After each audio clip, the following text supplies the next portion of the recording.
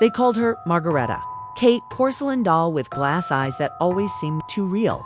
She was found inside an old boarded-up house in Savannah, Georgia. Hidden in the attic behind a wall panel wrapped in faded lace and sealed in a wooden box. On the lid, scratched in crude lettering, were the words, "Do not remove her." But curiosity won. The woman who discovered her thought she was just an antique, maybe even valuable. She took Margaretta home. That very night, the woman reported strange noises, soft whispers in the hallway, a cold breeze in a sealed room, and the doll kept turning her head. Not quickly, not like in movies, just ever so slightly. It's enough that it was never how you left her. Within days, the woman donated the doll to a collector in Chicago. He was a paranormal enthusiast and welcomed the doll into his collection. But it didn't take long before things escalated. Security cameras inside his apartment showed doors opening and closing on their own. Footsteps echoed down the hallway when no one was home. And Margaretta, she started moving across shelves, onto chairs. One morning, the collector woke up to find the doll sitting at the foot of his bed, staring at him. He locked her in a glass case and took the next flight to New Orleans, donating her to a museum known for haunted objects.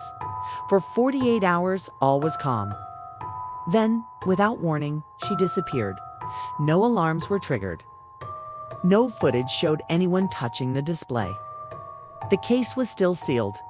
3 weeks later, 300 miles away, in a small Mississippi town, a family reported strange activity in their home. Doors slamming, children's toys moving on their own. The mother found a porcelain doll in the basement. The children swore it had walked in on its own.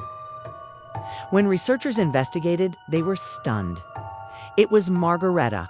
No one could explain how the doll had traveled hundreds of miles with no help, no transport, and no contact with anyone connected to the museum.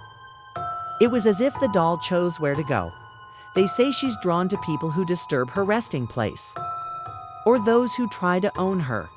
Today, she sits inside a museum under 24-hour surveillance. The case is bolted shut. Multiple motion sensors surround it. Still, on some mornings, she's found turned around, her head tilted, her dress folded differently, and not a single camera ever catches her moving.